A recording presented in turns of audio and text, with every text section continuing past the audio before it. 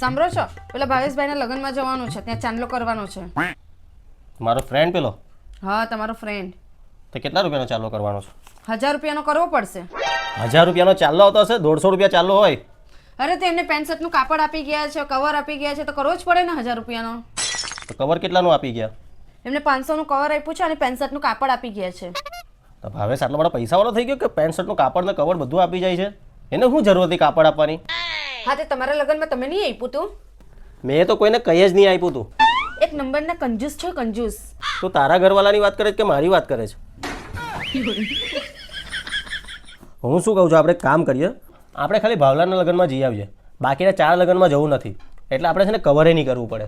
અરે આ તો રિવાજ છે, કરવું પડે. તેલ લેવા ગયો આવો રિવાજ, જો હું લગ્નમાં નહીં જાઉં ને તો હું કવર નહીં કરું. આપણે છે ને સમાજના રિવાજ જ બંધ કરવા પડે.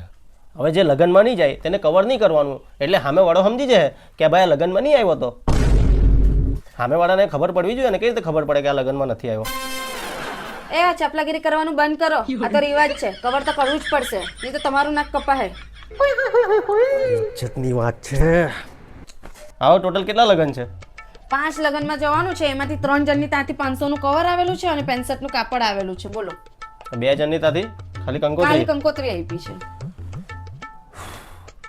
એક કામ કરીએ, જેના 500 રૂપિયા આવ્યા છે ને એને પાછા 500 રૂપિયા રિટર્ન કરી દઈએ, અને બાકીના જે પૈસા આપણે આપવાના થાય ને 500 રૂપિયાનું કંઈક જુગાડ કરીએ આપણે. હું થોડી જુગાડ છે ને કરવાનું. બેઠો છું ને, આપણે કરીશું કોઈક તો જુગાડ. મારા મગજમાં એક મસ્ત પ્લાન છે. જો હું શું કહું છું, આપણે છે ને કોઈના પણ ઘરે મળવા ગયા નથી, તો આપણે છે ને મામા ફોઈને ત્યાં મળવા ચાલ્યા જઈએ. મારા મામા ફોઈને ત્યાં મળી આવીએ, અને છે ને આવતા આવતા છે ને એમને પગે લાગી દેવાનું. એને પગે લાગી દે ને એટલે એ લોકો પૈસા આપશે આપણે. આવી રીતે કમસે કમ તું નહીં માને 2-3 હજારનો જુગાડ તો થઈ જ જાય. એ હા, મને પણ એક આઈડિયા આવ્યો. હા બોલ. આપણે છે ને પગે લાગવા જઈએ ત્યારે પહેલી વખત પૈસા આપે ને તો આપણે ના પાડી દેવાની ખાલી, અને બીજી વખત આપે ને તો આપણે લઈ લેવાના, તો આપની ઇજ્જત પણ બચી જાય અને એ લોકોને એવું પણ નહીં લાગશે કે આ લોકો પૈસા લેવા આવ્યા છે. હું શું કહું છું, સાથે સાથે મારા પિયર પણ જતા આવ્યા અને મામા ફોઈને પણ પગે લાગી દઈએ તો ત્યાંથી વધારે પૈસા આવશે. તું તારા પિયરવાળાને તો વાત જ નહીં કર, એક નંબરના કંજૂસ છે યાર.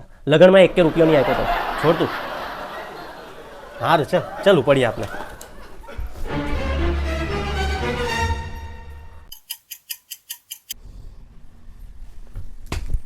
બધું તારા લઈને થયું છે. લે મેં શું કર્યું હવે?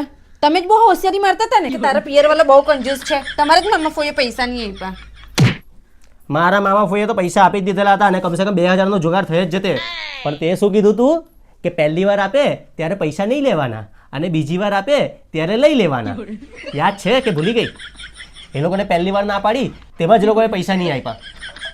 એટલે મને શું ખબર કે એ લોકો નહીં આપશે? હવે શું કરવું? બધું મારે ભોગવવાનું.